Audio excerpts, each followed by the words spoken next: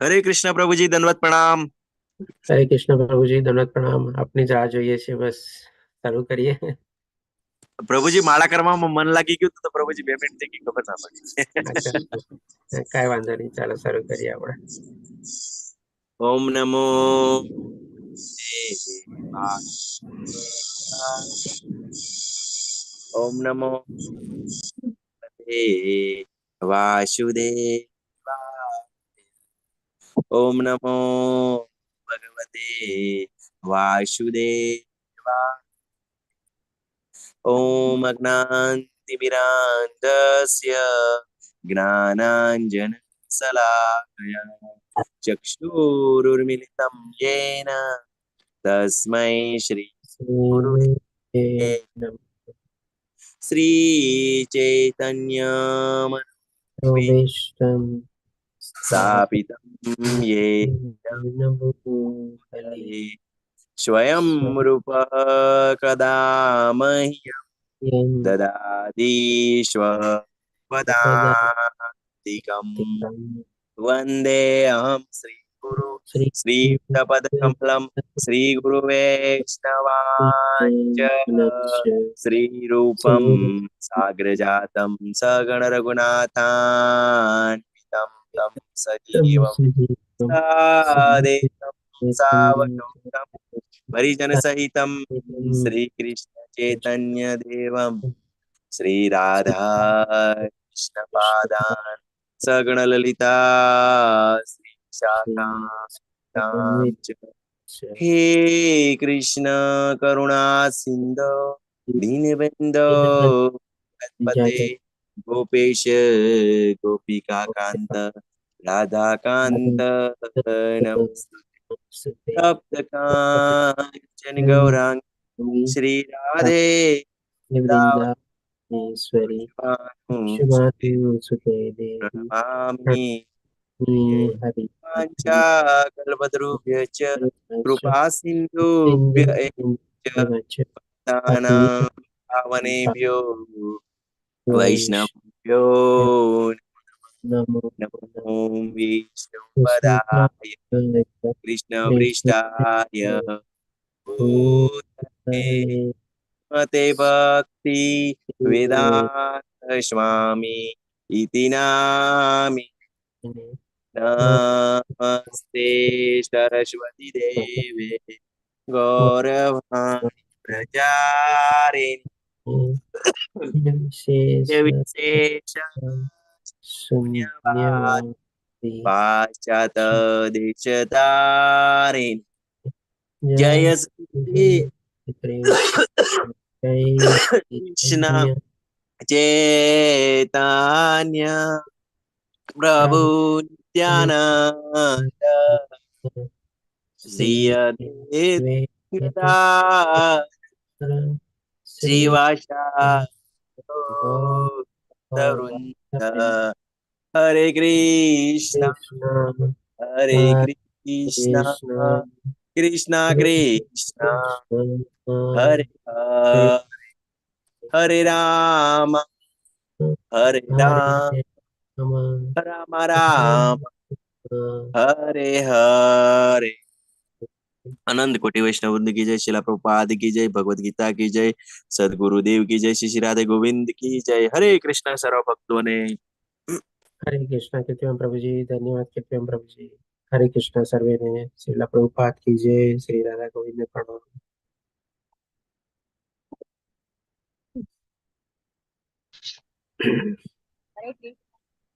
हरे कृष्ण डिम्पल माता जी, हरे कृष्ण कीर्ति माता जी, हरे कृष्ण नैना माता जी, हरे कृष्ण लक्ष्मीदास प्रभु जी, हरे कृष्ण किरण माता जी, हरे कृष्ण अक्षय प्रभु जी, हरे कृष्ण दीपिका माता जी, हरे कृष्ण प्रभु जी। हरे कृष्ण हरे कृष्ण प्रभु जी। हरे कृष्ण लक्ष्मीदास प्रभु। ओके, तो आज गईकाले આપણે લાસ્ટ 10મો અધ્યાય વિભૂતિ યોગ કમ્પ્લીટ કર્યો। હવે આજે આપણે આગળ વધશું। ભગવાનનું વિશ્વરૂપના દર્શન આપણે આપણી આંતરિક ચક્ષુથી અને જે પ્રમાણે સંજય અને અર્જુન એનું વર્ણન કરે છે એના શબ્દો દ્વારા આપણે સાંભળીશું। તો આ અધ્યાય અર્જુન દ્વારા શરૂ થાય છે, પ્રશ્ન દ્વારા શરૂ નથી થતો, પણ અર્જુન ભગવાન શ્રી કૃષ્ણને યાચિકા કરે છે, ભગવાન શ્રી કૃષ્ણની સ્તુતિ ગાતા ગાતા ભગવાનને વિનંતી કરે છે કે આપનું વિશ્વરૂપ દર્શન મને દેખાડો. તો 1 થી લઈને 8મા શ્લોકમાં ભગવાનની અર્જુનની વિનંતી છે અને અર્જુનની વિનંતીને માન આપીને ભગવાન પોતાનું વિશ્વરૂપ દર્શન દેખાડવાનું શરૂ કરે છે, એ આપણે જોશું. અને પછી બીજા વિભાગમાં 9 થી 31મા શ્લોકમાં એટલે કે લગભગ 23 શ્લોકમાં સૌ પ્રથમ પેલા સંજયથી વર્ણન કરવામાં આવે છે ભગવાનનું વિશ્વરૂપ દર્શન, અને ત્યાર પછી અર્જુનના શબ્દો દ્વારા ભગવાનના વિશ્વરૂપ દર્શનનું વર્ણન કરવામાં આવે છે. તો એ પણ આપણે સાંભળશું અને એને પણ આપણે આપણા આંતરિક ચક્ષુ દ્વારા પણ આપણે એને જોવાનો પ્રયત્ન કરશું. અને બાકીના જે 24 શ્લોકો છે આપણે આવતીકાલે કવર કરશું. ટોટલ 55 શ્લોકમાંથી 31 આજે આપણે કવર કરશું અને બાકીના 24 આપણે આવતીકાલે કવર કરશું. તો આપણે શરૂ કરીએ. તો પહેલા શ્લોકમાં અર્જુન કહે છે, અર્જુને કહ્યું, આપે જે અત્યંત ગુહ્ય આધ્યાત્મિક વિષયોનો મને ઉપદેશ આપ્યો છે. તો અત્યાર સુધી જો ભગવાને આપણને 1 થી 10 અધ્યાયમાં બધું આધ્યાત્મિક જ્ઞાન અથવા આત્મજ્ઞાન અને દૈવી જ્ઞાન વિશે આપણને માહિતી આપેલી અને એ પ્રમાણે આપણને જ્ઞાન આપેલું. અને આ બધું જ્ઞાન ગુહ્ય શું કામે કહેવાય છે? કારણ કે જો આપણે ભગવાનના ભક્ત તરીકે આપણે આ બધું જ્ઞાન ગ્રહણ કરવાની કોશિશ કરીએ તો જ આ જ્ઞાનને આપણે સમજી શકીએ, આપણી અંદર ઉતારી શકીએ અને એનું આચરણ કરી શકીએ. પણ જો એક આપણે સ્ટોરી બુકમાં અથવા તો કોઈ સંવાદના રૂપમાં, ડાયલોગના રૂપમાં કે કોઈ પુસ્તકના રૂપમાં અથવા કોઈ નોવેલના રૂપમાં જો આપણે આ ભગવદ્ ગીતાનું પઠન કરીએ અને અધ્યયન કરીએ અને ભગવાનની ભક્તિમાં ન કરાવીએ તો આ ભગવદ્ ગીતાનું જ્ઞાન આપણને સમજાય નહીં. અને ઈ સેન્સમાં આ ભગવદ્ ગીતાના જ્ઞાનને ગુહ્ય અથવા તો સિક્રેટ કહેવામાં આવેલું છે. બાકી અધરવાઇઝ ભગવદ્ ગીતા તો બધી જગ્યાએ મળે છે, ઘણા લોકોનું બધા ઉપર ઘણું બધું ભાષ્ય આવેલું છે. પણ આપણે જો ભગવાનના ભક્ત બનીને જો આ જ્ઞાન મેળવવાની કોશિશ કરીએ તો જ આપણને આ જ્ઞાનમાં આપણે ઊંડા ઉતરી શકીએ અને આપણને એની જ્ઞાનની અનુભૂતિ પણ થાય. અને અનુભૂતિનો થવાનો મતલબ શું? જેમ ભગવાન આપણને કહે છે ને કે આત્મ સાક્ષાત્કાર લેવલ સુધી પણ આપણે પહોંચી શકીએ. અને આ જ્ઞાન જે છે આચરણ કરવામાં પણ બહુ સહેલું છે. જેમ ભગવાન આપણને આગલા અધ્યાયમાં બતાવ્યું, 9મા અધ્યાયમાં પણ કીધેલું હતું કે આ જ્ઞાનને જો આપણે સરસ રીતે આપણે એના આચરણમાં ઉતરી જઈએ, આચરણ કરવાનું એટલે કે ભગવાનની ભક્તિમાં જો આપણે ઉતરી જઈએ તો ડેફિનેટલી આપણે આત્મ સાક્ષાત્કાર લેવલ સુધી પણ આપણે પહોંચી શકીએ. એટલે કે આ પ્રમાણે અર્જુન કહે છે કે આ બધા જે અત્યંત ગુહ્ય વિષયોનું જે ભગવાનને જ્ઞાન આપેલું છે એ સાંભળીને હવે અર્જુનનો જે છે મોહ દૂર થઈ ગયો છે. કારણ કે અર્જુન ત્યારે શું મોહિત થઈ ગયો હતો? પહેલા અધ્યાયમાં આપણે જાણ્યું હતું કે અર્જુન મોહ દ્વારા એના બધા અલગ અલગ પ્રશ્નોને થાય છે, કરુણા, આનંદ નથી, પાપ, પછી કૌટુંબિક પરંપરાઓ, એવી રીતે મોહિત થઈને ભગવાન સામે આવી વિસ્તૃત રીતે આપણે કે સવાલો પણ પૂછે છે અને સાથે સાથે પોતે દલીલો પણ કરે છે, જેમ કે કૌટુંબિક પરંપરાના સંદર્ભમાં. પછી હવે જોઈએ અર્જુન આગળ કહે છે, બીજા શ્લોકમાં કહે છે કે હે કમળનયન, મેં આપની પાસેથી જીવ માત્રના ઉત્પત્તિ તથા લય વિશે વિસ્તારપૂર્વક શ્રવણ કર્યું છે. તો ભગવાન આપણા બધાના ઉત્પત્તિ વિશે આપણને ક્યાં અધ્યાયમાં જ્ઞાન આપે છે? કોણ કહેશે? આપણે ક્યાંથી ઉદ્ભવેલા છીએ, આપણો સ્ત્રોત શું છે, એ બધું ભગવાન શેમાંથી સમજાવે છે? ક્યાં અધ્યાયમાં? 7મો અધ્યાય જ્ઞાન વિજ્ઞાન યોગ. બરાબર. જ્ઞાન વિજ્ઞાન યોગમાં ભગવાન આપણને કહે છે બધી ચીજો સ્થાવર, જંગમ, ચલ, અચલ બધી આ ભગવાનની 2 શક્તિઓમાંથી ઉદ્ભવેલી છે. એટલે આપણી ઉત્પત્તિ એમાંથી થયેલી છે. સાથે સાથે ભગવાન આપણને 9મા અધ્યાયમાં એ પણ બતાવે છે કે આપણા જે પૂર્વજો બધા કોણ છે? મનુઓ અને બ્રહ્માજીના પણ ઉત્પત્તિનું કારણ કોણ છે? તો કે ભગવાન શ્રી કૃષ્ણ જ છે. પછી લય વિશે એટલે કે વિનાશ વિશે. તો લય વિશે ભગવાન આપણને ક્યાં અધ્યાયમાં સમજાવ્યું? આપણા 9મા લય વિશે અધ્યાય રાજગૃહ યોગ. 8મા અધ્યાયમાં પ્રભુજી, અક્ષય પ્રભુજી, 8મા અધ્યાયમાં જો ભગવાને આપણા લય વિશે બતાવ્યું, આપણા નહીં, ઇવન બ્રહ્માજીના લય વિશે પણ આપણને બતાવ્યું. આપણે 4 પ્રકારના પ્રલય ત્યારે જાણ્યા. એટલે કે 8મા અધ્યાયમાં ભગવાન આપણને આ બધા જીવોની જે ઉત્પત્તિ પોતાના દ્વારા થયેલી છે એના કારણરૂપ છે, તો એનો વિનાશ કેવી રીતે થાય છે એના સંદર્ભમાં ભગવાને પોતાના ધામ વિશે બી આપણને બતાવ્યું કે આ 14 લોકમાં જેટલા બી જીવો છે બધાનો વિનાશ થાય છે અને એ લોકોનો પણ વિનાશ થાય છે. એટલે કે બધા 14 લોક પણ વિનાશ થઈ જાય છે, ઇન્ક્લુડિંગ બ્રહ્માજી. અને પછી ફરીથી પાછીનું સર્જન થાય છે, તો ઉત્પત્તિ થાય છે.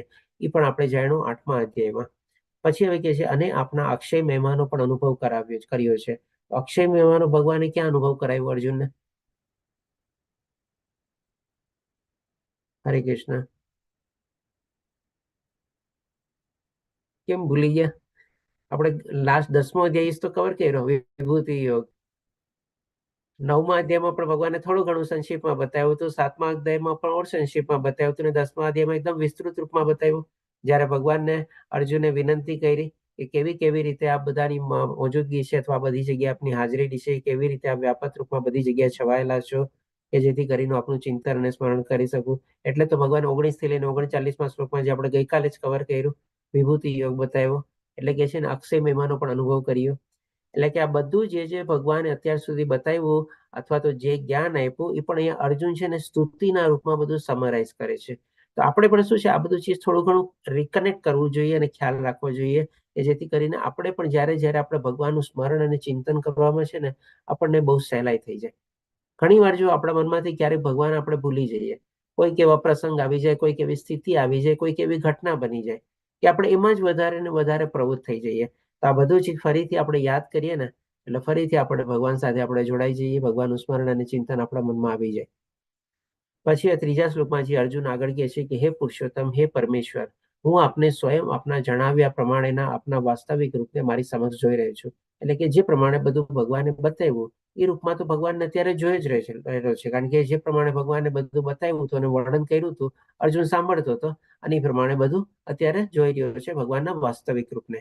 તેમ છતાં આપ આ દૃશ્ય જગતમાં કેવી રીતે પ્રવેશ્યા છો એ જોવાની મારી ઈચ્છા છે અને આપના એ સ્વરૂપના હું દર્શન કરવા ઈચ્છું છું.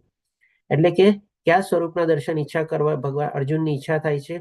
તો કે આ દ્રશ્ય જગતમાં ભગવાન કેવી રીતે બધી જગ્યાએ વ્યાપક થયા અથવા તો ભગવાન પોતાના ધામમાં બેઠા બેઠા આ બધું સર્જન કર્યું અને પછી કણ કણમાં કેવી રીતે પ્રવેશ્યા અથવા બધી ચીજમાં કેવી રીતે ભગવાનની હાજરી છે અથવા તો બધી ચીજ ભગવાનમાં કેવી રીતે સમાયેલી છે, આવી રીતે આવા દર્શન કરવાની અર્જુનની ઈચ્છા થાય છે. એટલે હજી ઓર સ્પષ્ટીકરણના રૂપમાં આગલા શ્લોકમાં અર્જુન કહે છે કે હું હવે આપનું વિશ્વરૂપ દર્શન જોવા ઈચ્છું છું. એટલે કે હે પ્રભુ, હે યોગેશ્વર, જો હું આપને આપના વિશ્વરૂપના દર્શનનો અધિકારી લાગતો હોઉં. એટલે કે આ સ્પષ્ટીકરણ કરે છે કેવું રૂપ જોવા માંગે છે, કેવા રૂપના દર્શન કરવા માંગે છે, તો કે વિશ્વરૂપના દર્શન કરવા માંગે છે. અને સાથે સાથે કહે ને કે બહુ વિનમ્ર ભાવે ભગવાનને પ્રાર્થના કરે છે કે ભાઈ જો આપણે લાયક લાગતો હોઉં તો કૃપા કરીને મને આપના એ અનંત વિશ્વરૂપના દર્શન કરાવો. ભગવાનનો જે પ્રમાણે ભગવાને કીધું ને કે હું તો મારા અનંત રૂપમાં બધી, એટલે કે અંશ માત્રથી આ બધી ચીજો મેં ઉત્પાદન કરેલું છે અને બધી ચીજો મારી ધારણ કરેલો છું. બાકી ભગવાનનું જે રૂપ જે છે, ભગવાન પોતે શું કહે છે કે મારું ઐશ્વર્ય અપાર છે અને અમાપ છે. એટલે કે આપણે ગણી ન શકીએ અને માપી બી ન શકીએ. એટલા માટે અહીંયા પણ એ જ અર્જુનના શબ્દો દ્વારા આપણને વર્ણવાય છે. અર્જુન પણ કહે છે કે અનંત વિશ્વરૂપના, કે ડેફિનેટલી ભગવાનની જેમ વિભૂતિઓ આપણે ગણી ન શકીએ અને માપી ન શકીએ, તો જે ભગવાનનું વિશ્વરૂપ છે એ પણ અનંત છે, આપણે ઇન્ફાઇનાઇટ છે, આપણે લિમિટલેસ છે. આપણે આવી રીતે પછી અર્જુન ભગવાનને વિનંતી કરે છે. તો ભગવાન પણ આપણે કહી શકીએ કે એક ક્ષણ પણ રૂક્યા વગર તરત પોતાનું વિશ્વરૂપ દર્શન દેખાડવાનું શરૂ કરે છે. પણ એના સંદર્ભમાં પહેલા આપણે જેમ ગઈકાલના અધ્યાયના અને આ અધ્યાયના સાથે કનેક્ટિંગ લિંક તરીકે જોઈએ તો અર્જુનને વિશ્વરૂપ દર્શન જોવાની શું કામ ઈચ્છા થાય છે? તો ગઈકાલના અધ્યાયનો છેલ્લો જે 42મો શ્લોક આપણે લીધેલો તો એમાં ભગવાન કહે છે કે પરંતુ હે અર્જુન, આ સર્વ વિગતવાર જ્ઞાનની શી જરૂર છે? એટલે કે જે ભગવાન બધી પોતાની વિભૂતિઓ બતાવે છે એ હું તો મારા એક અંશ માત્રથી, એટલે એક નાનકડા અંશ અથવા તો ફ્રેગમેન્ટ અથવા પાર્ટથી આ સમગ્ર બ્રહ્માંડને વ્યાપીને એને ધારણ કરી રહ્યો છું. એટલે કે આ બધું જે આપણે 14 લોક જોઈએ છીએ અને જે સૃષ્ટિ જોઈએ છીએ, બધા જે 84 લાખ ટાઈપના બધા જીવો જોઈએ છીએ અને જે બધી અલગ અલગ ચીજો બધી એમાં આવેલી છે, ઇન્ક્લુડિંગ દેવી દેવતા, આ ભગવાનનો એક નાનકડો પાર્ટ છે આપણે કહી શકીએ. અને કેટલો નાનકડો પાર્ટ છે જો આપણે કે શાસ્ત્ર પ્રમાણે જો આપણે વર્ણવીએ તો આજે ભગવાનનો જે ભૌતિક દુનિયાનો જે પાર્ટ છે ને એ 1/4 છે આપણે. બાકી જે આધ્યાત્મિક જગત અને આધ્યાત્મિક જે લોક છે ને ભગવાનનું જે ધામ છે ને એ આના કરતા 3 ગણો મોટો છે. જસ્ટ એક રફ આઈડિયા તરીકે જે ભગવાન કહે છે ને એક અંશ માત્રથી આ બધી ચીજોને ધારણ કરું છું અને બધી જગ્યાએ વ્યાપક રહેલું છે. હવે આપણે જોઈએ કે ભાઈ અર્જુનને આ ભગવાનનું વિશ્વરૂપ દર્શન જોવાની શું કામ ઈચ્છા થાય છે? થોડું આપણે એ પણ સમજી લઈએ.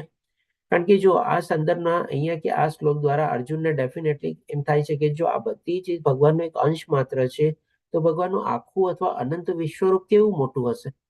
એટલે કે આના સંદર્ભમાં અર્જુનની ઈચ્છા થાય છે અને ભગવાન પણ એને પોતાનું વિશ્વરૂપ દર્શન દેખાડે છે. તો એ પણ એક શું છે, આપણા બધા સામે દાખલો પ્રસ્થાપિત થાય છે કે અર્જુને ભગવાનને વિનંતી કરી વિશ્વરૂપ દર્શન દેખાડવાની અને ભગવાને પણ પોતાનું વિશ્વરૂપ દર્શન દેખાડ્યું.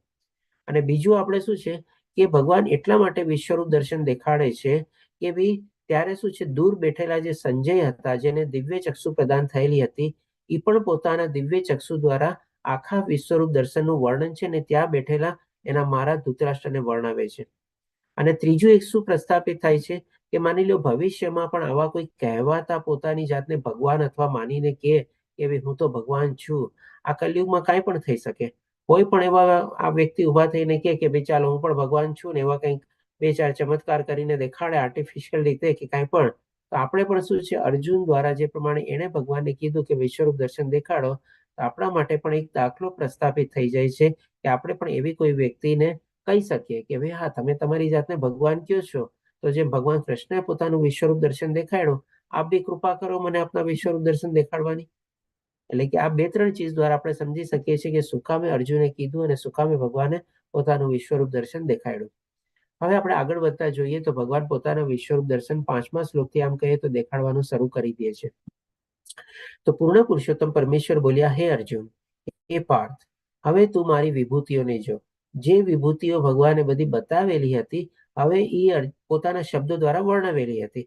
હવે ભગવાન એને કહે છે કે હવે તું જોઈ લે, તારે જોવાનું તને ઈચ્છા થઈ છે ને, ચાલ હું તને દેખાડી બી દઉં છું. એટલે ભગવાન કહે છે કે આ બધું વિભૂતિઓને જો. સેંકડો હજારો પ્રકારના દૈવી તથા વિવિધ વર્ણોવાળા રૂપોને જો.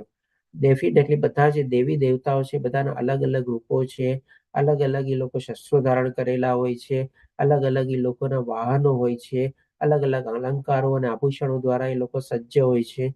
તો આ બધું જ ભગવાન કહે છે કે આ રીતે તારે જે જોવાની ઈચ્છા હોય તેવા સેંકડો અને હજાર પ્રકારના દૈવી તથા વિવિધ વર્ણોવાળા રૂપોને જો. બધાના અલગ અલગ રૂપો અને બધાના રૂપો છે. હવે ભગવાન જ્યારે પોતાનું વિશ્વરૂપ દર્શન દેખાડવાનું શરૂ કરી દે છે અને હજી આગળ વર્ણવતા કહે છે 6થા શ્લોકમાં કહે છે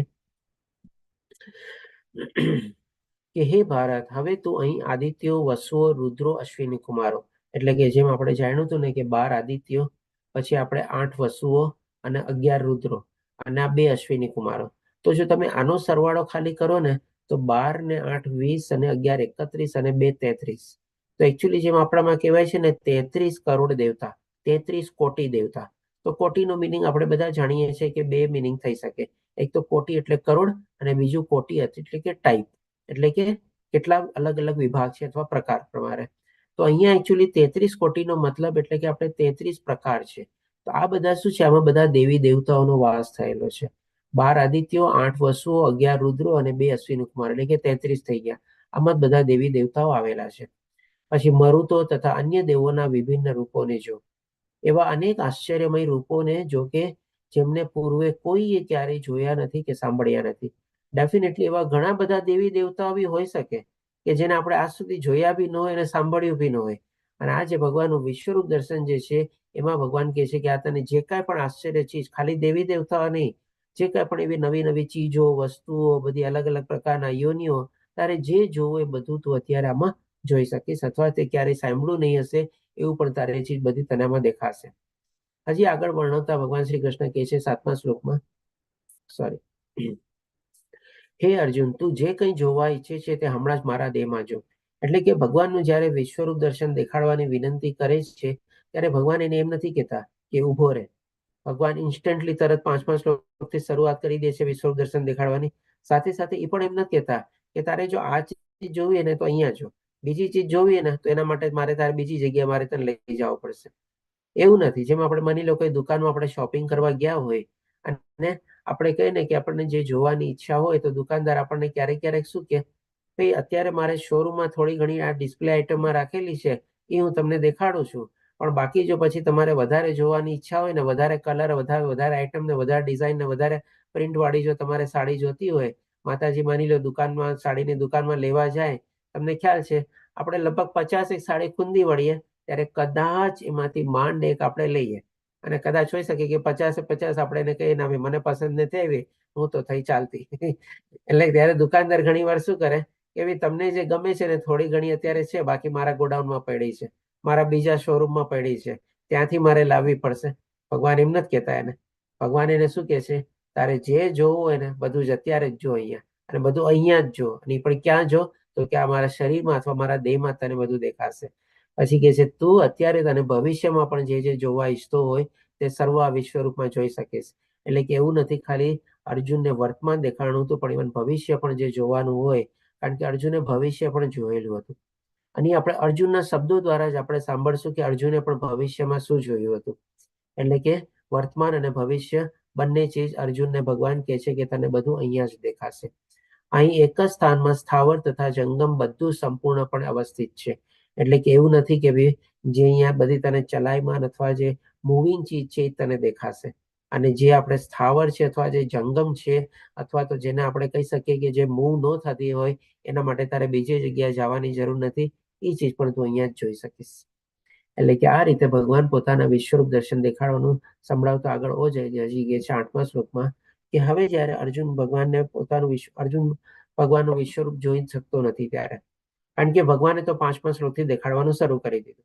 ભગવાને કીધું બધું અહીંયા જો સ્થાવર જંગમ પછી વર્તમાન ભવિષ્ય બધા દેવી દેવતાઓ અનેક રૂપો અનેક બધું ચીજ અહીંયા તને દેખાશે, પણ અર્જુનને કઈ દેખાતું નથી.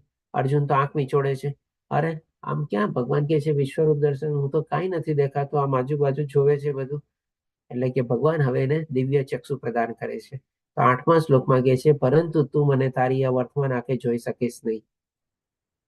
આપણે તમે જોજો ઘણી વાર આપણે નાનું બાળક હોય અને આપણે બાળક માટે કોઈ બહુ મનગમતી ચીજ વસ્તુ લઈ ગયા હોય આપણે, અને એને કહીએ ને બેટા શું લાવ્યો તારા માટે વિચારતો, પછી આપણે એ મનગમતી વસ્તુ આપણે તરત એને દેખાડીએ ને કે હાથમાં આમ છુપાડીએ, પછી અહીંયા આમ છુપાડીએ, આમ બાજુમાં રાખીએ, અહીંયા આમ રાખીએ, કંઈક ને કંઈક રાખીએ ને તો બાળક બિચારો શું કે પપ્પા જલ્દી દેખાડો ને મને શું લાવ્યા છો, કેવી રીતે લાવ્યા છો.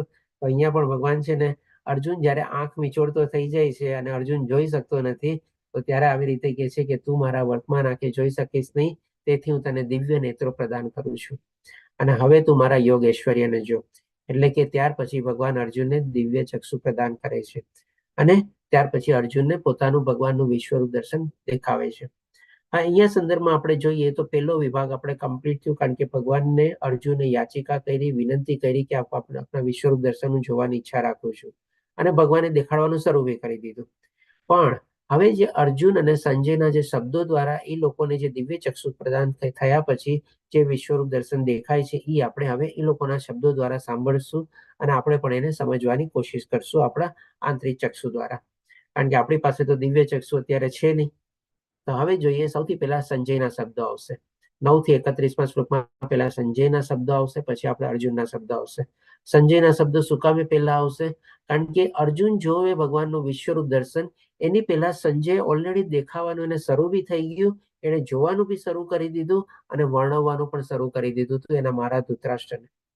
અને ત્યાર પછી જયારે 2-3 શ્લોક પછી આપણે જયારે ભગવાન અર્જુનને દિવ્ય ચક્ષુ આપે છે ત્યાર પછી અર્જુનનું વર્ણન શરૂ થાય છે. એટલે કે પહેલા આપણે સંજયના શબ્દો દ્વારા એ શું વર્ણન કરે છે એ આપણે સમજશું. તો સંજય બોલ્યો, હે રાજા, આ પ્રમાણે કહીને સર્વ યોગ શક્તિના પરમેશ્વર એવા પરમ યોગી ભગવાને અર્જુનને પોતાનું વિશ્વરૂપ દર્શન કરાવ્યું. એટલે કે જે પ્રમાણે સંજય ઓલરેડી એને દેખાવાનું શરૂ થઈ ગયું હતું અને એને પણ પોતે ત્યારે એના મારા ધૃતરાષ્ટ્રને વર્ણવવાનું શરૂ કરે છે.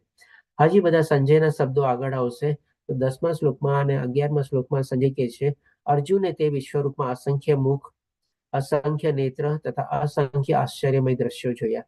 જે પ્રમાણે ભગવાને વિદિત કરેલું હતું એ પ્રમાણે બધું આવું આશ્ચર્યમય હતું અને બધું અનેકારૂપણો વાળું હતું, અને એ જ પ્રમાણે અર્જુન પણ એમાં જોઈ રહ્યો હતો.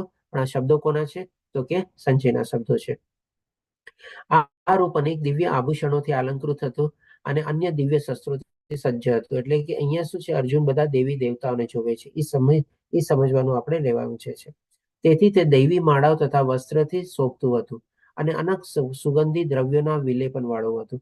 તો જો આ બધા વસ્ત્ર, અલંકારો, શસ્ત્રો, આભૂષણો, અનેક મુખ, અનેક નેત્રો, આ બધું તો બધું આપણે કહીએ ને દેખાવાના હિસાબે બધું વર્ણવે છે, પણ સાથે સાથે અહીંયા સંજય જુએ શું વિશેષતા રૂપે વર્ણવે છે તો કે અનેક સુગંધી દ્રવ્યોના વિલેપન વાળું હતું.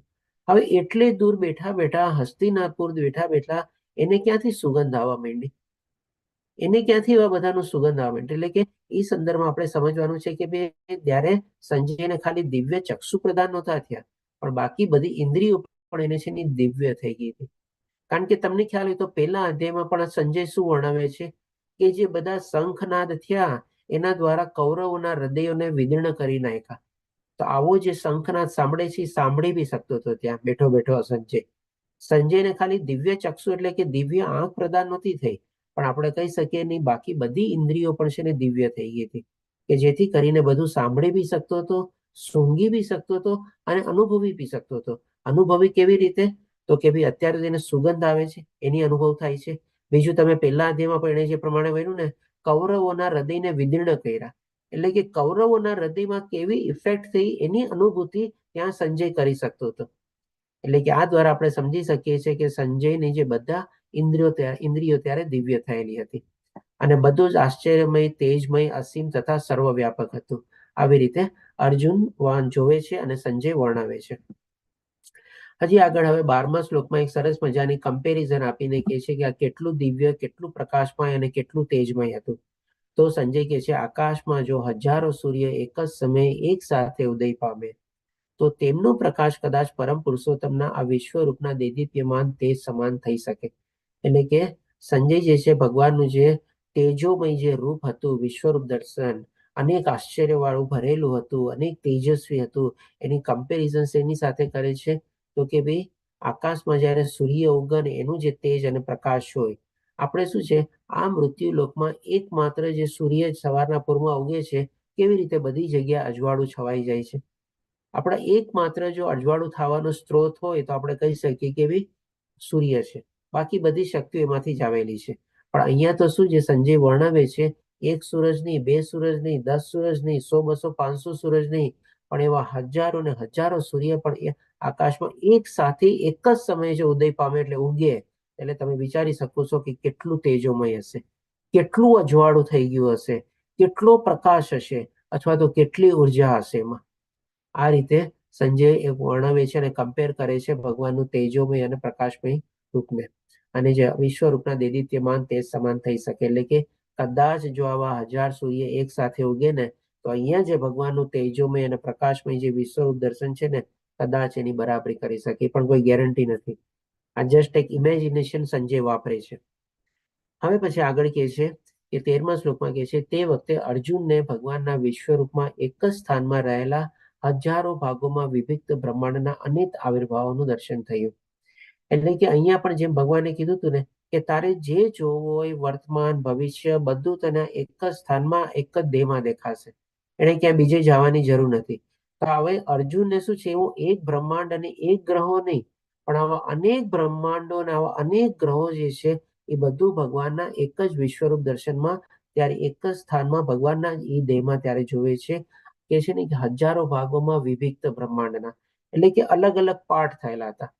આવા કેટલાય બ્રહ્માંડ હશે આપણને પોતાને ખબર નથી, અને આવા બધા બ્રહ્માંડોમાં પણ કેટલા બધા ગ્રહો હશે એ પણ આપણને ખબર નથી. પણ અર્જુન ત્યારે શું છે ભગવાનના વિશ્વરૂપ દર્શનમાં આ બધા બ્રહ્માંડોને એમાં જોઈ રહેલો હતો. હજી આગળ વર્ણવે છે 14મા શ્લોકમાં કહે છે, આ બધા હજી સંજયના શબ્દો ચાલે છે કે છે, ત્યારે મૂંઝાયેલા, આશ્ચર્યચકિત થયેલા તેમજ રોમાંચિત થયેલા અર્જુને પ્રણામ કરવા પોતાનું મસ્તક નમાવ્યું અને હાથ જોડી પરમેશ્વરની સ્તુતિ કરવા લાગ્યો. એટલે જેમ મેં તમને ગઈકાલે કીધું હતું ને કે અર્જુનની સ્તુતિ આપણે છે ને ભગવદ્ ગીતામાં 2 અધ્યાયમાં આવે છે. ગઈકાલે 10મા અધ્યાયમાં પણ આપણે અર્જુનની સ્તુતિ સાંભળી, 12 થી લઈને 15મા શ્લોક સુધી સ્તુતિ કરે છે. 18મા શ્લોકમાં ભગવાનને વિનંતી કરે છે કે ભાઈ આપની બધી વિભૂતિઓ વર્ણવો. પછી 19મા શ્લોકથી ભગવાન વિભૂતિઓ દેખાડવા બધું વર્ણવવાનું શરૂ કરે છે, તો 39મા શ્લોક સુધી વર્ણવે છે. તો આ રીતે પેલા 10મા અધ્યાયમાં આપણે અર્જુનની સ્તુતિ સાંભળી, અને ફરીથી બીજી વાર અર્જુનની સ્તુતિ પણ અહીંયા 11મા અધ્યાયમાં આવે છે. એકવાર વિશ્વરૂપ દર્શન જોતા જોતા પણ ભગવાનની સ્તુતિ કરે છે, અને સાથે સાથે પછી જ્યારે એને ભગવાનને આટોપવાનું કહે છે ને કે હવે આપ આપનું વિશ્વરૂપ દર્શન આટોપી લ્યો, અને ભગવાન જ્યારે આટોપી લે છે ભગવાનનું વિશ્વરૂપ દર્શન, અને ફરીથી પાછા દ્વિભુજા રૂપમાં આવી જાય છે અને પેલા ચતુર્ભુજ રૂપના દર્શન આપે છે, ત્યારે ફરીથી પાછી થોડીક સંક્ષિપ્તમાં આપણે અર્જુનની સ્તુતિ આવે છે. એટલે કે 2 પાર્ટમાં વિભાજિત થયેલી છે અર્જુનની સ્તુતિ આ અધ્યાયમાં. તો અહીંયા જે અર્જુન સ્તુતિ કરે છે તે ડેફિનેટલી આ બધું બહુ આશ્ચર્યજનક હતું, રોમાંચિત હતું, કારણ કે ભગવાન એને શું કીધું હતું, તે જે ક્યારેય સાંભળ્યું નહીં હશે એ પણ ચીજ તને આ વિશ્વરૂપ દર્શનમાં દેખાશે. અર્જુનને પણ આવું જ બધું દેખાય છે. એકચ્યુઅલી અર્જુનને પણ આવું વિશ્વરૂપ દર્શન ક્યારેય પહેલા જોયું નતું, એટલે કે એને મૂંઝાયેલો બી હોય તો કે ભાઈ આ બધું શું છે, શું દેખાય છે, મને થોડો ઘણો મૂંઝાય છે, કારણ કે એમાં એને ભગવાન પોતાના દ્વિભુજારૂપ અથવા એના જે મિત્ર હતા ભગવાન શ્રી કૃષ્ણ એ એમાં એને દેખાતા નથી. બધી જગ્યાનો ભગવાનનું વિશ્વરૂપ દર્શન દેખાય છે, એટલે કે થોડો મૂંઝાઈ જાય છે. જેમ આપણે એક નાનું બાળક એના મા બાપ સાથે ક્યાંય ગયું હોય આંગળી પકડીને, અને બહુ ભીડ ને બધું હોય, અને ક્યાંય કે આંગળી છૂટી જાય અને જરાક છૂટો પડી જાય તો બાળક કેવું વિચારે, મારા મમ્મી પપ્પા ક્યાંય ગયા, મને ક્યાં દેખાતા નથી. અહીંયા પણ અર્જુન છે ને આવા વિશ્વરૂપમાં પોતે ખોવાઈ ગયો છે આપણે. મારા ભગવાનની મારી આંગળી છૂટી ગઈ, મારી સામે તો હજી હમણાં હતા, મને હજી પોતાનું ઐશ્વર્ય બતાવતા હતા, વિભૂતિઓમાં બધું વિભૂતિઓ વર્ણવતા હતા, અને આ વિશ્વરૂપમાં મારા ભગવાન ક્યાં ગયા? એટલે કે આવી રીતે એને લાગે છે કે મારા ભગવાનની સાથે મારી આંગળી છૂટી ગઈ છે, જેમ નાના બાળકને થાય ને એવી રીતે. એટલે થોડો મૂંઝાય છે.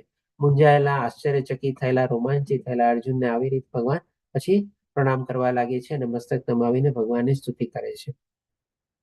પછી કે છે 15મા શ્લોકમાં, હવે અહીંયાથી આપણે શું છે અર્જુનના શબ્દો દ્વારા સાંભળશું. એટલે કે બાકીના જે 17 શ્લોક છે આજે આપના, અહીંયાથી આપણે જોયું કે 9માંથી લઈને 14મા શ્લોક સુધી આપણે સંજયના શબ્દો દ્વારા વર્ણવ્યું ભગવાનનું વિશ્વરૂપ દર્શન, આપણે સમજવાની અને સાંભળીએ આપણે. હવે આપણે 15મા શ્લોકથી 31મા શ્લોક સુધી આપણે અર્જુનના શબ્દો દ્વારા સાંભળશું. તો અર્જુન કહે છે, હે ભગવાન કૃષ્ણ, હું આપના દેહમાં સર્વ દેવોને તથા વિવિધ જીવોને એકત્ર થયેલા જોઈ રહ્યો છું. એટલે કે બધા દેવી દેવતાઓને ત્યારે જોવે છે, અને વિવિધ જીવો એટલે કે બધા 84 લાખ ટાઈપના જીવોને પણ તે એમાં જોઈ રહ્યો હતો. હું કમળના આસન પર બિરાજમાન બ્રહ્માજીને, તેમજ શિવજી તથા સર્વ ઋષિઓ અને દિવ્ય સર્પોને જોઈ રહ્યો છું. એટલે કે બ્રહ્માજી અને શિવજીને પણ ભગવાનના વિશ્વરૂપ દર્શનમાં નિહાળે છે, કારણ કે એમનો સ્ત્રોત પણ ભગવાન શ્રી કૃષ્ણ છે. ભગવાન આપણને 10મા અધ્યાયમાં સમજાવ્યું. સર્વ ઋષિઓ એટલે કે જે સપ્ત ઋષિઓનું બધાનું જે વર્ણન કર્યું હતું ને ભગવાન આપણને 10મા અધ્યાયમાં, એવા બધા મોટા મોટા ઋષિ મુનિઓને પણ અહીંયા અર્જુન જોઈ રહ્યો છે. અને દિવ્ય સર્પો, જેનું ભગવાન આપણને 10મા અધ્યાયમાં વિભૂતિમાં વર્ણન કર્યું, વાસુકી નાગ, શેષ નાગ, અનંત નાગ, આ બધા દિવ્ય સર્પો છે. તો એ બધાને પણ ત્યારે અર્જુન એમાં જોઈ રહ્યો હતો. હવે 16મા શ્લોકમાં કહે છે અર્જુન કે, હે જગન્નાથ, હે વિશ્વરૂપ, હું આપના દેહમાં અનેકાનેક હસ્ત, હાથ, હસ્ત એટલે હાથ, ઉદર, મુખ તથા ચક્ષુઓને જોઈ રહ્યો છું, કે જે સર્વત્ર વ્યાપક છે, બધી જગ્યાએ છવાયેલા છે, અને જે અંતવિહીન છે. એટલે કે ક્યાંય એને સમાપ્ત ન દેખાતું. અહીંયાથી જો, આગળથી જો, પાછળથી જો, બધી જગ્યાએ આવી રીતે ભગવાનના વિશ્વરૂપ દર્શન જ એને નિહાળે છે. અને હું આપની અંદર અંત, મધ્ય કે આદિ જોતો નથી. એટલે કે જયારે આ ભગવાને કીધું ને કે તને જે જોવું હોય બધું આ દેહમાં જો, એટલે અર્જુન જે બધું દેહમાં ફોકસ કરીને બધું જોવે છે, તેને એમ લાગે છે આમાં ક્યાંક તો શરૂઆત હશે, ક્યાંક તો મિડલ પોઈન્ટ હશે, ક્યાંક તો એન્ડ પોઈન્ટ હશે, પણ ક્યાંય એને આદિ, મધ્ય કે અંત દેખાતો નથી. તમે જો ક્યારેક કોઈક આપણે બહુ મોટા બોટાનિકલ ગાર્ડનમાં ગયા હોઈએ, અથવા કોઈક એવા બહુ મોટા પાર્કમાં આપણે ફરવા ગયા હોઈએ, ત્યારે પહેલા આપણે એન્ટ્રી ટિકિટ કપાવીએ ને, એની સાથે સાથે આપણને શું એક ગાઈડ મેપ આપે કે ભાઈ તમે અહીંયાથી શરૂ કરજો, આ એરો દેખાડતા દેખાડતા તમે આગળ આગળ વધતા જશો ને, એન્ડથી તમે એક્ઝિટ ગેટમાંથી નીકળી જશો. પણ હવે જયારે અર્જુન ભગવાનનું વિશ્વરૂપ દર્શન જોવે છે, ત્યારે અમે ક્યાંય ગાઈડ મેપ દેખાતો નથી, અને ક્યાંથી શરૂઆત કરવી અને ક્યાં અંત છે એ પણ એને સમજાતું નથી. કારણ કે બધી જ જગ્યાએ એને જેટલો ઊંડો ઉતરતો જાય ને જેટલી એની દ્રષ્ટિ આગળ ફેલાવતો જાય, અથવા જેટલી દ્રષ્ટિની આગળ જોતો જાય, એટલું ઓર ભગવાનનું વિશ્વરૂપ દર્શન, વિશ્વરૂપ દર્શન, વિશ્વરૂપ દર્શન જ એને દેખાય છે બધી જગ્યાએ. એટલે કે બધી જગ્યાએ ફેલાવો કરે છે ત્યારે વિશ્વરૂપ દર્શન દેખાય છે, ઊંડાણમાં જાય છે ત્યારે પણ એને વિશ્વરૂપ દર્શન દેખાય છે. ક્યાંય આમાં એને શરૂઆત, મધ્ય અથવા એન્ડ પોઈન્ટ એને દેખાતો નથી. એટલે કેવી રીતે વર્ણવે છે. હજી આગળ વર્ણવતા 17મા શ્લોકમાં કહે છે, આપના સ્વરૂપનું દર્શન કરવું દુષ્કર છે. શું કામ દુષ્કર છે? તો કે કારણ કે તેનું દેદીપ્યમાન તેજ પ્રજ્વલિત અગ્નિ તથા સૂર્યના અગાધ પ્રકાશની જેમ સર્વવ્યાપી છે. તો જેમ સંજયે કમ્પેર કર્યું ને, કેટલું પ્રકાશમય છે અને કેટલું તેજોમય છે અને કેટલું દેદીપ્યમાન છે, એ જ મોરોલેસ કમ્પેરિઝન અહીંયા પણ અર્જુનના શબ્દો દ્વારા આપણને મળે છે. એ પણ સૂર્યના પ્રકાશની સાથે જ ભગવાનનું જે વિશ્વરૂપ દર્શન છે એને સરખાવે છે. તેમ છતાં અનેક મુકુટો, ગદાઓ અને ચક્રોથી વિભૂષિત એવા એ તેજનું સ્વરૂપનું હું દર્શન કરું છું. શું કામે કરી રહ્યો છે? કારણ કે દિવ્ય ચક્ષુ એને મળેલા છે. ખાલી જો આપણે કહીએ ને કે નરી આંખે અથવા તો જે ભૌતિક ઇન્દ્રિયો છે, અથવા તો ભૌતિક જે ચક્ષુ છે, એના દ્વારા આપણે કોઈ દી ભગવાનના વિશ્વરૂપ દર્શનને આપણે નિહાળી ન શકીએ. એના માટે ડેફિનેટલી આપણને દિવ્ય ચક્ષુ જોવે. તો અર્જુનને ભગવાને જયારે દિવ્ય ચક્ષુ પ્રદાન કર્યા હતા, એટલા માટે કહે છે કે આવા તેજસ્વી રૂપનું હું અત્યારે દર્શન કરી શકું છું. હવે પછી આગળ જુઓ અર્જુનના શબ્દોમાં 18મા શ્લોકમાં કહે છે, આપ જ પરમ આદ્ય જ્ઞેય તત્વ છો. એટલે કે આદ્ય જ્ઞેય તત્વ એટલે કે બધું ચીજ જાણવાનું, જ્ઞેય એટલે કે લક્ષ્ય. આ બધી ચીજો જાણવાનું એટલે કે શું? તો કે ભાઈ આપને જાણવું એ જ આ બધું આધ્યાત્મિક જ્ઞાનનું અથવા તો તત્વરૂપી અથવા સત્ય જાણવા રૂપી આપણું લક્ષ્ય છે. આપ જ આ સમગ્ર બ્રહ્માંડના અંતિમ આશ્રયરૂપ આશ્રય છો. એટલે કે બધાના છેડા ક્યાં જઈને મળે છે? તો કે પૂર્ણ પુરુષોત્તમ પરમેશ્વર ભગવાન શ્રી કૃષ્ણ પાસે. બધાના મૂળિયા ક્યાં જઈને છે? તો કે ભગવાન શ્રી કૃષ્ણમાંથી છે. એટલે કે અંતિમ અને પછી બધાના છેવાડા ક્યાં છે? એટલે કે અંતિમ સ્થિતિ પણ ક્યાં છે? તો કે ભગવાન શ્રી કૃષ્ણમાં જ છે. શરૂઆત પણ ત્યાં છે, બધી ચીજનો કારણ પણ ઈ જ છે અને બધી ચીજનો અંત પણ ઈ જ છે. એટલા માટે કહે છે અંતિમ આશ્રય રૂપ આશ્રય છો. આપ જ અવ્યવ્ય તથા પુરાણ પુરુષ છો. અવ્યવ્ય એટલે કે શું? એનો મિનિંગ શું થાય? આપ જરા ગુજરાતી વર્ડ છે, આનો બીજો પર્યાયવાચી શું શબ્દ હોઈ શકે આપણે? અવ્યય એટલે એટલે પ્રભુજી એકબીજા સાથે જોડાયેલું, એમ એમ છૂટું ના કરી શકે ને એવું. હરે અવ્યવ્ય, બરાબર. ઓકે, બીજો કઈ આપણે ઉમેરવું છે કોઈને કઈ આમાં? અવિનાશી પ્રભુજી. જેનો વ્યય ન થાય એવું. જેનો વ્યય ન થાય એટલે કે ન થાય તો બરાબર છે. અવ્યવ્ય એટલે કે જેનો વ્યય ન થાય, બરાબર. ઓકે, બહુ કોમન સેન્સ છે તો આપણે એકદમ સરસ. તો ધન્યવાદ પ્રભુજી, માતાજી. બધું જ એમની જોડે ઇન્ટરકનેક્ટેડ છે એમ. ઇન્ટરકનેક્ટેડ, ઓકે, બરાબર. અવિનાશી પ્રભુજી. અવિનાશી, ઓકે. હજી બીજા કોઈ મિનિંગ? ભાઈ અવ્યવ્યના શું કે છે બીજા કોઈ મિનિંગ? ઓકે, પ્રભુજી, અવિનાશી એટલે એનો નાશ ના થાય. હા, એ તો અવિનાશી શબ્દ. અવ્યય એટલે એનો મતલબ શું? જો બીજું કોઈ મિનિંગ કેવું હોય તો કોઈને એડ કરવું હોય તો કઈ આમાં?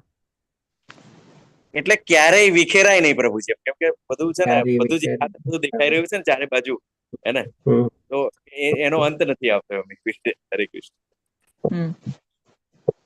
બરાબર, સરસ પ્રભુજી, ધન્યવાદ કીર્તિવાન પ્રભુજી. તો ડેફિનેટલી એકચ્યુઅલ મિનિંગ ઈ જ છે આપણે. અને જે પ્રમાણે આપણે કીધું ને કે કોમન સેન્સ તરીકે પણ જો આપણે વાપરીએ કે અવ્યય એટલે કે જેનો વ્યય ન હોય, એટલે એ પણ આપણે જવાબ બરાબર જ છે. શાશ્વત જો પણ થાય ને પ્રભુજી. શાશ્વત પણ થાય, અવિનાશી થોડું ઘણું અંશે લઈ શકીએ ને. પણ ડેફિનેટલી જે પ્રમાણે કીર્તિવાન પ્રભુજીએ કીધું ને કે ભાઈ જેને આપણે છૂટા ન પાડી શકીએ અથવા બધી ચીજો એક તાતડે જોડાયેલી છે, એ રીતે. તો જેમ અહીંયા અર્જુન કહે છે ને કે અંતિમ આશ્રય રૂપ, તો જે પ્રમાણે આપણે જાણ્યા ને આપણા બધાનો કારણ રૂપ, બધાના સ્ત્રોત અને બધાનું અંતિમ સ્થાન પણ ઈ જ છે. તો એવી જ રીતે આ બધી ચીજો અવ્યય એટલે કે બધું ભગવાનમાંથી જુદું નથી થતું કઈ. આપણી પહેલાની સ્થિતિ પણ ભગવાન સાથે જોડાયેલી હતી અને અંતિમ સ્થિતિ પણ પાછી ભગવાન સાથે જોડાવાની છે. એટલે કે ઈ સેન્સમાં પણ જે પ્રમાણે કીર્તિવાન પ્રભુજીએ કીધું ને કે આપણે જુદું ન પાડી શકીએ અથવા તેને અલગ ન કરી શકીએ, એટલે કે વ્યય ન કરી શકીએ આપણે, અથવા તો આપણે બધું એક તાતણે જોડાયેલું છે. એક તાતણો કોણ છે? તો કે પૂર્ણ પુરુષોત્તમ પરમેશ્વર. તો જો આને સમજવા માટે આપણે થોડુંક હજી ઓર જવું હોય ને તો ભગવાન તમને 7મા અધ્યાયમાં જો એક આપણને સરસ મજાની કમ્પેરિઝન આપીને કહે છે કે બધી ચીજોમાં એલો મોતીના માળાના રૂપમાં આપણને કહે છે કે બધામાં હું ધાગાથી પસાર થયેલો છું. તો આ બધી ચીજો આપણે સૃષ્ટિમાં આપણે બધા જે જીવો છીએ, આપણે આ સૃષ્ટિ જે છે, 14 લોક છે, દેવી દેવતાઓ છે, બધામાં છે ને ભગવાન જોડાયેલા છે, બધામાં ભગવાન રહેલા છે. આપણે એનાથી અલગ આપણું છે ને કોઈ અસ્તિત્વ છે જ નહીં, આમ જોવા આવજો તો ઈ સેન્સમાં અહીંયા અર્જુન કહે છે કે આપ અવ્યવ્ય છો, એટલે કે ભાઈ આપણે અલગ ઉતારવી જ ન શકો. બધી ચીજોમાં આપ રહેલા છો, બધી ચીજમાં જોડાયેલા છો, બધી ચીજમાં સમાયેલો છો, બધી ચીજના કારણો છો, બધી ચીજના સ્ત્રોત છો, અને બધી ચીજો આપમાં જ અંતિમ રૂપમાં આપણે લઈ થાય છે. એટલે કે હું આપને જો અલગ તારવા માટે સમજવા માંગુ તો એ પોસિબલ જ નથી. એટલા માટે કહે છે અવ્યવ્ય અને પુરાણ પુરુષ છે, એટલે કે અનાદિકાળથી ચાલ્યા આવે છે. એનો કોઈ આપણે કઈ તારીખ કે ડેટ નથી કે તે આ તારીખથી ભગવાન શ્રી કૃષ્ણ હતા. તો આ સેન્સમાં આપણે સમજવાનું છે કે અવ્યવ્ય અને પુરાણ પુરુષ છે. અને આપ જ સનાતન ધર્મના પાલક પૂર્ણ પુરુષોત્તમ પરમેશ્વર છો. સનાતન ધર્મ એટલે કે શું? આત્મધર્મ. આપણે સનાતનને એટલે આત્મધર્મ અથવા આપણે કહી શકીએ ને આપણો જે સનાતન ધર્મી ને બધું જે છે એ બધું આપણે આત્માની સાથે જોડી શકીએ છીએ. અને આત્મા જે છે એ પણ આપણે ચિરસ્થાયી છે, એનો પણ ક્યારેય નાશ નથી અને એ પણ અનાદિકાળથી ચાલ્યા જ આવે છે. એટલા માટે કહે છે એના પાલક છો. કારણ કે આત્માનો ધર્મ શું છે? તો કે ભગવાન સાથે જોડાયેલા રહેવાનો. અને આ જ મારો મત છે. એટલે કે આવી રીતે અર્જુન પણ પોતાનો મત આપે છે.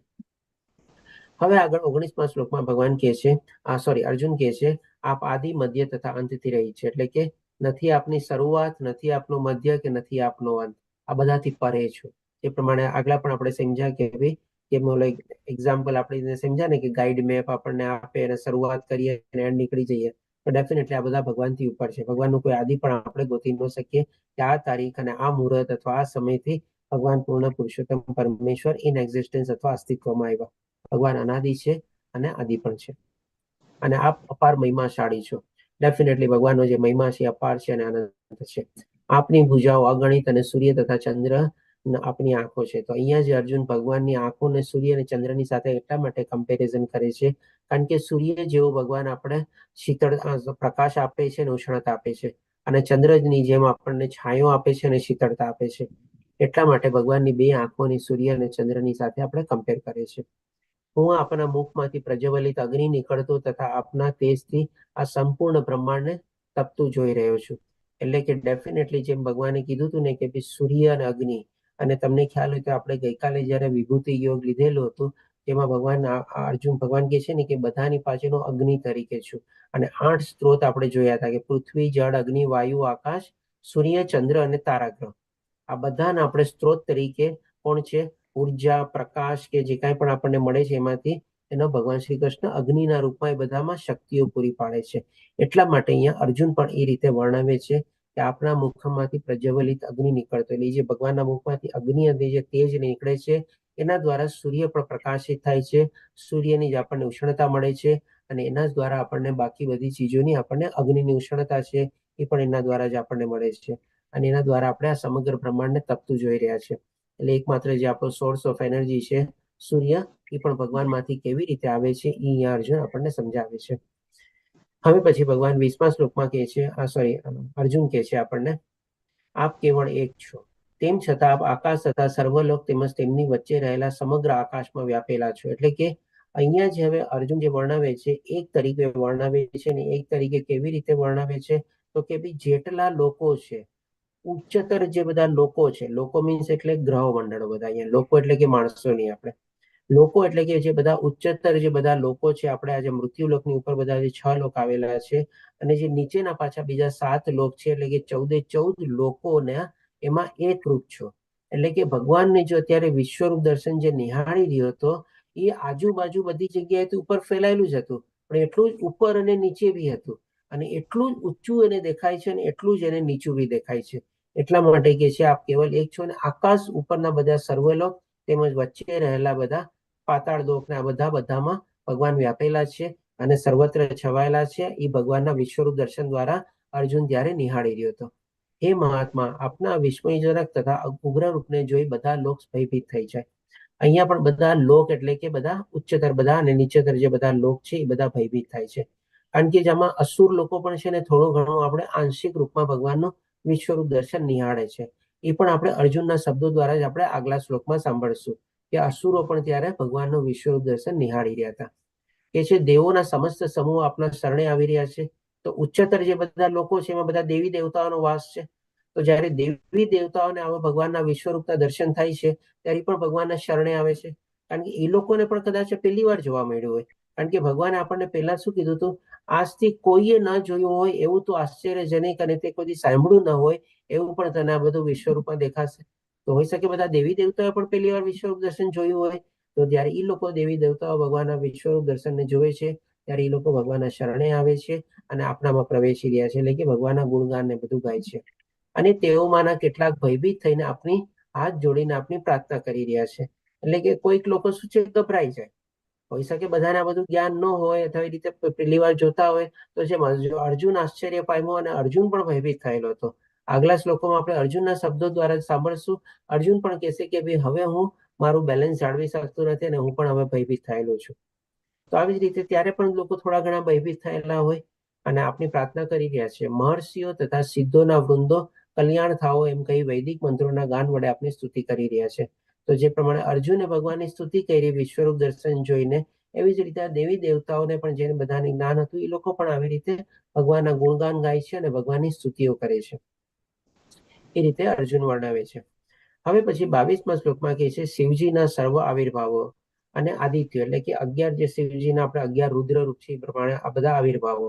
આદિત્ય એટલે કે 12 આદિત્યો, 8 વસુઓ, સાધ્યો, વિશ્વદેવો, બંને અશ્વિની કુમારો, મરુદગણ, પિતૃગણ, ગંધર્વ, યક્ષ, અસુર તથા સિદ્ધ દેવો. જો અહીંયા અર્જુન પોતે કહે છે કે અસુર, એટલે કે હોઈ શકે કોઈ ઘણા અસુરે પણ ત્યારે ભગવાનના વિશ્વરૂપ દર્શન આપણે નિહાળેલું હતું.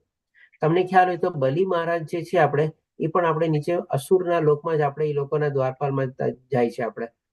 એટલે કે હોઈ શકે બલિ મહારાજ પણ ભગવાનના બહુ મોટા ભક્ત હતા, પણ હતા એ અસુર કુટુંબમાં, એટલે કે એવી રીતે એમને પણ દર્શન થયા હોય. એટલા માટે અહીંયા અર્જુન પણ વર્ણવે છે અસુર તથા સિદ્ધ દેવોએ બધા જ આપનું દર્શન વિસ્મયપૂર્વક કરી રહ્યા છે, બધા માટે આશ્ચર્યજનક હતું.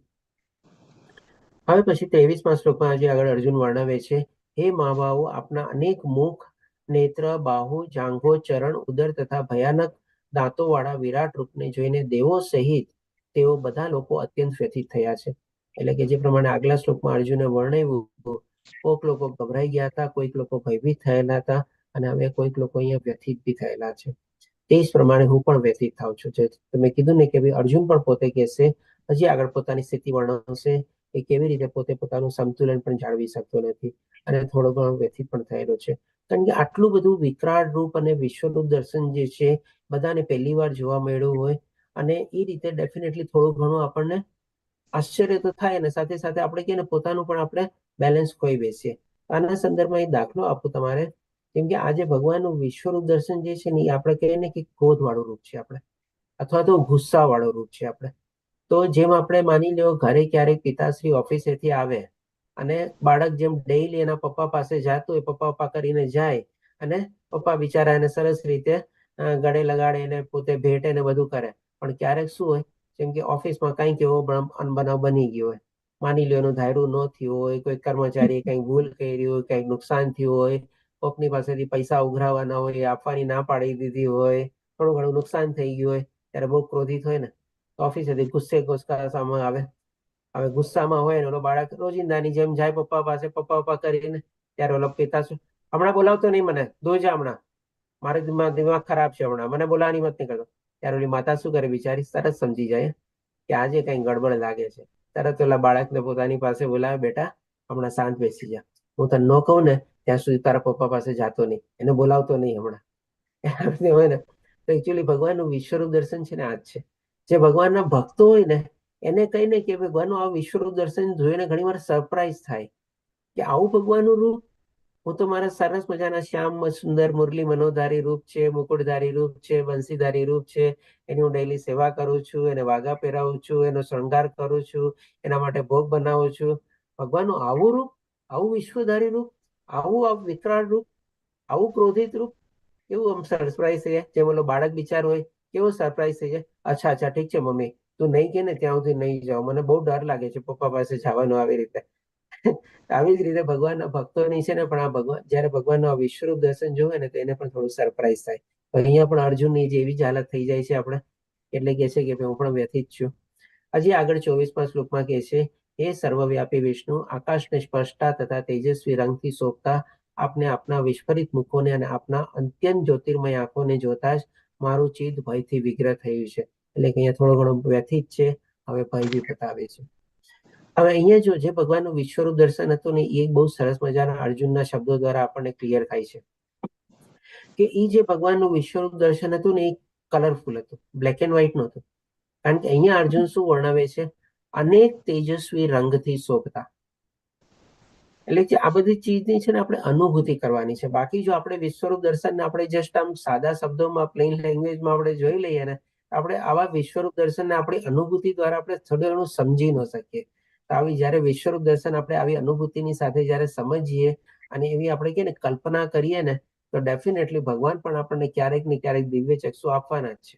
આપણે પણ આવા ભગવાન આ વિશ્વરૂપ દર્શનને ક્યારેક આપણને લાવો મળી શકે. આવી રીતે ભગવાનનું જે તેજસ્વી રંગથી એટલે બધું કલરફુલ જે રૂપ હતું ભગવાનનું વિશ્વરૂપ દર્શન, એ રીતે અર્જુન વર્ણવે છે. અને સાથે સાથે કહે છે કે હવે હું પણ ભયથી વિગ્રહ થયેલો છું. કે છે આગળ, આથી હું મારું ચિત્ત કે ના ધૈર્ય કે શાંતિને હવે જાળવી શકું છું. એટલે કે હવે પોતે પોતાનો બેલેન્સ ખોઈ રહેલો છે. આ રીતે અર્જુન પણ પેલા કહે છે વ્યથિત થયેલો છું, દેવી દેવતા પણ થોડા ઘણા વ્યથિત થાય છે. પછી કહે છે કે હવે હું ભયથી પણ વિગ્રહ થયેલો છું, હવે મારું ચિત્ત શાંતિ કે ધૈર્ય પણ જાળવી શકતો નથી. આના સંદર્ભમાં પણ આપણે એક દાખલો લઈએ. જેમ કે માની લો આપણે કોઈક એવું સીન જયારે જોઈએ ને, જેમ કે રસ્તામાં આપણે ચાલતા હોઈએ, અચાનક કોઈક બહુ દુર્ઘટના થઈ જાય, એક્સિડન્ટ થઈ જાય, અને કોઈક માણસ અથવા કોઈક માની લો પશુ એની નીચે આવેલું અને લોહી લોહાણ ને બધું થઈ જાય. આપણે અચાનક આપણી સામે જે આટલી બધી દુર્ઘટના ભરેલી સ્થિતિ સર્જાઈ જાય ને, આપણે થોડું ઘણું તો ત્યારે કુતૂહલથી જોઈએ કે માણસ કેવી રીતે ઘવાયેલો, કેવી રીતે ગાડીના ઉપર પસાર થઈ ગઈ, કેવી રીતે લોહી લોહાણ થઈ ગયો, કેવી રીતે પશુ મરી ગયો. પણ પછી તમે જોજો થોડી વાર પછી છે ને આપણને પોતાને પણ એ બધું સીન છે ને જોવું ગમે નહીં. આપણને એમ થાય ઓહ આટલું બધું જોવાય નહીં મારાથી, ચાલ ચાલ જલ્દી ચાલ અહીંયાથી નીકળીએ આપણે. તો અહીંયા પણ અર્જુનની સ્થિતિ પણ એવી સ્થિતિ. ત્યારે આવી રીતે વિશ્વરૂપ દર્શન જોઈ રહ્યો હતો અને બધું એમાં ઘણું બધી ચીજો એને ન જોવાની ચીજ જોઈ, ન સાંભળવાની ચીજ જોઈ, પ્રથમવાર ચીજ જોઈ, ત્યારે એનાથી પોતે વિવળ થઈ જાય છે, વ્યથિત થઈ જાય છે, ભયભીત થઈ જાય છે. હજી આગળ 25મા શ્લોકમાં અર્જુન વર્ણવે છે, હે દેવાધિદેવ, હે વિશ્વના આધાર, આપ મારા પર અનુગ્રહ કરો. એટલે કે હવે ફરીથી ભગવાનને કૃપા કરવાનું કે છે એનો પર. હું આ પ્રમાણે આપના પ્રલયાગ્નિ સમાન, એટલે કે પ્રલય વાળું, કારણ કે બધું એમાં વિનાશ પણ જોઈ રહેલો છે અને એવું અગ્નિ પણ એમાં બધી જોઈ રહેલો હતો, જે અર્જુનને જેના શબ્દો દ્વારા વર્ણવ્યું. મુખોને તથા વિકરાળ દાંતોને જોઈને સંતુલન જાળવી શકતો નથી. હજી આગળ હવે કે છે, પેલા કીધું ન ધૈર્ય, ન શાંતિ, ન ચિત્ત. હવે કે છે કે હું મારું ધૈર્ય પણ જાળવી શકતો નથી, સંતુલન પણ જાળવી શકતો નથી. હું ચારે બાજુથી મૂંઝાઈ ગયેલો છું, વ્યથિત છે, દુઃખિત છે, ગભરાયેલો છે. અને આવી રીતે પોતાની સ્થિતિ અહીંયા વર્ણવે છે આ ભગવાનનું વિશ્વરૂપ દર્શન જોઈને. અને કેટલું વિકરાળ છે અને કેટલું આપણે કહે ને કે ન જોવાનું જયારે અર્જુન જોવે છે ત્યારે એની સ્થિતિ આવી થઈ જાય છે. હજી આગળ 26મા 27મા શ્લોકમાં કહે છે, ધૃતરાષ્ટ્રના બધા પુત્રો પોતાના સર્વ સહાયક રાજાઓ સહિત તથા ભીષ્મ, દ્રોણ, કર્ણ તેમજ અમારા મુખ્ય યોદ્ધાઓ પણ આપના વિકરાળ મુખોમાં પ્રવેશ કરી રહ્યા છે. હવે જો આના દ્વારા શું પ્રસ્થાપિત થાય છે, ભગવાને શું કીધું હતું, ભવિષ્ય પણ જો, વર્તમાન પણ જો. તો અત્યાર સુધી જે આપણે બધું અર્જુને વર્ણવ્યું અને સંજયે વર્ણવ્યું, આપણને શું લાગે, હા આ બધું વર્તમાન છે, આમાં ક્યાંય ભવિષ્યના આપણને એંગાણ દેખાણ હતા અર્જુનના શબ્દો દ્વારા કે સંજયના શબ્દો દ્વારા. પણ હવે આ અર્જુનના શબ્દો દ્વારા છે ને આપણને ભવિષ્યના એંગાણ દેખાય છે અહીંયા, કે અર્જુને બધું ભવિષ્ય જોયું, કે મહાભારતનું યુદ્ધ તો થવાનું જ હતું. જ્યારે ભગવાન વિશ્વરૂપ દર્શન દેખાડે છે ત્યારે જે મહાભારતનું યુદ્ધ શરૂ બી નહોતું થયું, પણ એ તો અંત સુધી જોવે છે ત્યાં. એટલે કે મહાભારત યુદ્ધ શરૂ બી થઈ ગયું છે, યુદ્ધ લડાઈ બી રહ્યું છે, યુદ્ધ પૂરું બી થવા આવ્યું છે ઓલમોસ્ટ. કોણ કોણ માર્યા ગયા છે એ પણ અહીંયા જોવે છે. અને કોના નામ વર્ણવે છે, તો કે ધૃતરાષ્ટ્રના બધા પુત્રો, એટલે કે આખે કૌરવોના 100 પુત્ર કૌરવો.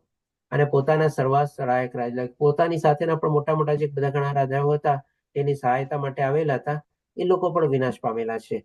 અને અહીંયા 3 જણના નામ જે આપણે કહે ને કે સ્પેસિફિકલી અર્જુન મેન્શન કરે છે, કોના, તો કે ભીષ્મ, દ્રોણ અને કર્ણ. તો આ જે ભવિષ્ય જોઈ રહ્યો હતો ને, તો અહીંયા અર્જુન શું કામ 3 જણના નામ પર્ટિક્યુલર લે છે, કારણ કે આમ જોવા જઈએ ને તો અર્જુન માટે છે ને આ લોકોની સામે લડવું પણ છે ને લોઢાના ચણા ચાવવા જેવું હતું. આ લોકો પણ બધા પાસે એટલું જ સામર્થ્ય હતું, એટલું જ શક્તિ હતું, ખાલી એમની પાસે શું નહોતું, તો કે ભગવાન નહોતા એમની સાથે, બસ. ત્યારે અર્જુન સાથે ભગવાન હતા. આ જ એક તફાવત હતો અને એ જ તફાવત છે ને બહુ મોટો તફાવત હતો, કે એ ભગવાન શ્રી કૃષ્ણ એમની સાથે હતા. એટલા જ માટે અર્જુન આ બધા યોદ્ધાની સામે લડી બી શક્યો અને એને પરાજિત બી કરી શક્યો અને પોતે કુરુક્ષેત્રની યુદ્ધ ભૂમિ ઉપર વિજય પણ પામ્યો. ભગવાન એની સાથે હતા ને એટલે જ. એટલે કે આ રીતે જોવે છે કે ભીષ્મ, દ્રોણ અને કર્ણ બહુ મોટા યોદ્ધાઓ હતા અને આ બધા પણ મૃત્યુ પામ્યા છે. તેમજ અમારા મુખ્ય યોદ્ધાઓ પણ આપણા વિકરાળ મુખોમાં પ્રવેશ કરી રહ્યા છે, એટલે કે બધા ભગવાનમાં પ્રવેશ પામી રહ્યા છે અથવા બધા મૃત્યુ પામેલા છે. તેમાંના કેટલાક મસ્તકોને તો હું આપણા દાંતોની વચ્ચે ચૂર્ણ થયેલા જોઈ રહ્યો છું. હવે ડેફિનેટલી યુદ્ધ ભૂમિ ઉપર હતા તો બધા કઈ આપણે નેચરલ અથવા નોર્મલ ડેથ તો નહોતા ને, કે ભાઈ ચાલો કઈ બીમારી આવી, ઘડપણ આવ્યું, મરી ગયા. એટલે કે વન પીસમાં નહોતા મર્યા કોઈ. યુદ્ધ વખતે કોઈકના માથા કપાયેલા હતા, કોઈકના હાથ કપાયેલા હતા, કોઈકના પગ કપાયેલા હતા, કોઈકનું લોહી લુહાણ થયેલા હતા, કોઈકનું કંઈક ને કંઈક અલગ અલગ રીતે બધું કપાયેલું હતું, અથવા એવી રીતે બધા મૃત્યુ પામે છે ઘવાયેલી સ્થિતિમાં. એટલા માટે કહે છે કે દાંતોની વચ્ચે ચૂર્ણ થયેલા શરીર જોઈ રહ્યો છું. એટલે કે બધા આવી દુર્ઘટના અવસ્થામાં જયારે યુદ્ધ ભૂમિ ઉપર માર્યા જાય છે તેવી પરિસ્થિતિમાં અર્જુન જોઈ રહ્યો હતો કે બધા યોદ્ધાઓ જે છે ભગવાનના મુખમાં પ્રવેશી રહ્યા છે. હવે કેટલા યોદ્ધાઓ મરી ગયા, કારણ કે 18 અક્ષરોની સેના હતી, બહુ મોટી સેના હતી. ખાલી એમાં પછી મનુષ્ય નહોતા, હાથી હતા, ઘોડા હતા, બધા હતા, ઘણા બધા પ્રાણીઓ બી બતાવ્યા તેમાં હતા. તો એ બધા બી તો મૃત્યુ પામ્યા ને.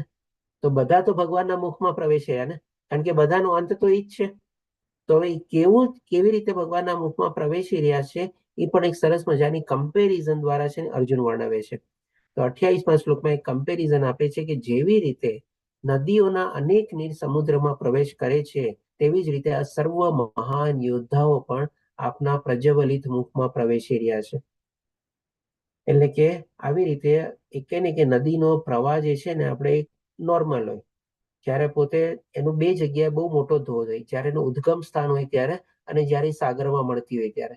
તો જ્યારે સાગરમાં મળતી નદી હોય ત્યારે એનો પ્રવાહ બહુ પ્રચંડ હોય. આપણે તો એની કમ્પેરિઝન આપીને કહે છે કે જેમ નીર અથવા તો નદી જ્યારે સમુદ્રમાં મળતી હોય છે ત્યારે એનો પ્રવાહ કેવો જોરથી હોય છે, ફટાક દઈને આમ સમુદ્રમાં પોતે ભળી જાય. એવા પ્રવાહની સાથે કમ્પેરિઝન કરીને કે છે આ બધા જે યોદ્ધાઓ જે મરણ પામ્યા છે આ યુદ્ધભૂમિમાં, બધા આપના મુખોમાં બધા પ્રવેશી રહ્યા છે. એટલા બધા મોટી સંખ્યામાં અને એટલા બધા લોકો, ઘણા બધા. હવે 29મા શ્લોકમાં આગળ વર્ણવે છે હજી અર્જુન કહે છે કે જેવી રીતે બીજી કમ્પેરિઝન આપે છે, જેવી રીતે ખુદા પોતાના વિનાશ માટે સળગતા અગ્નિમાં કૂદી પડે છે, તેમ હું બધા લોકોને પૂરા વેગથી આપના મુખમાં પ્રવેશ કરતા જોઈ રહ્યો છું. કારણ કે ઘણા બધા જીવજંતુઓ પણ મર્યા હોય, ઘણા બધા પ્રાણીઓ બી મર્યા હોય. આપણે જેમ જોઈએ ને કે શિયાળાના વખતમાં આપણે ક્યારેક લાઈટ ચાલુ કરીએ તો એલા નાના નાના ફૂદા જેવા જે જીવજંતુ હોય ને એવી રીતે આપણે પ્રકાશમાં ખેંચાય આપણે. તો એવી જ રીતે એ જ કમ્પેરિઝન આપીને અર્જુન કહે છે કે જેવી રીતે ફૂદા વિનાશ માટે સળગતા અગ્નિમાં કૂદી પડે છે, એવી રીતે આ બધા યોદ્ધાઓ અથવા બધા પ્રાણીઓ, બધા જીવજંતુઓ અને બધા લોકો પણ આપણા મુખમાં પ્રવેશી રહ્યા છે. એટલે કે બે કમ્પેરિઝન આપીને અર્જુન સમજાવે છે કે કેવી રીતે બધા યોદ્ધાઓ માર્યા જાય છે. હજી આગળ હવે 30મા શ્લોકમાં કહે છે અર્જુન કે હે વિષ્ણુ, હું જોઈ રહ્યો છું કે આપ પ્રજ્વલિત મુખોથી બધી જ દિશાઓના લોકોને ગળી રહ્યા છો. સમગ્ર બ્રહ્માંડને આપના તેજથી આવૃત કરી અતિશય દાહક એવા ભયંકર રૂપે આપ વ્યક્ત થાઓ છો. એટલે કે જે પ્રમાણે ઓલો બાળક અને પિતાનો એક્ઝામ્પલ લીધું ને, અહીંયા એકદમ ક્રોધ વાળું રૂપ છે. અહીંયા ભગવાનનું જે વિશ્વરૂપ દર્શન છે એટલું દાહક છે, એટલું અગ્નિથી પ્રજ્વલિત છે, એટલું તેજોપાન છે, એટલું દેદીપ્યમાન છે. અને એવી રીતે આ બધા યુદ્ધમાં જે માર્યા ગયા હતા એ બધા ભગવાનના મુખમાં પ્રવેશી રહ્યા છે.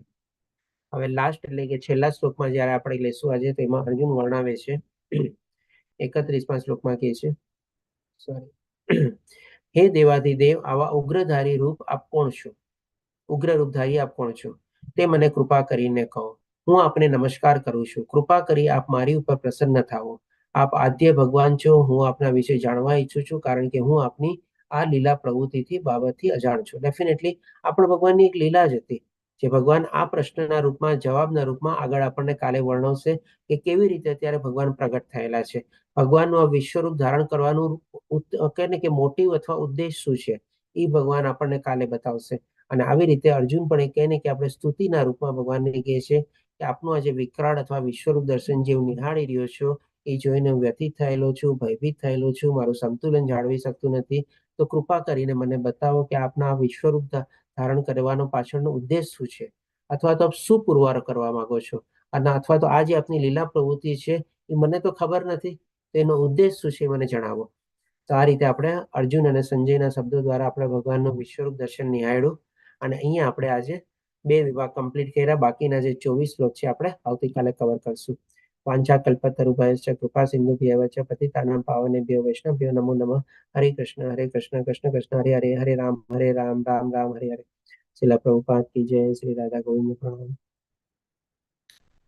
તો આના સંદર્ભમાં જો કોઈને કોઈ પ્રશ્ન હોય તો લઈ શકીએ છીએ આપણે.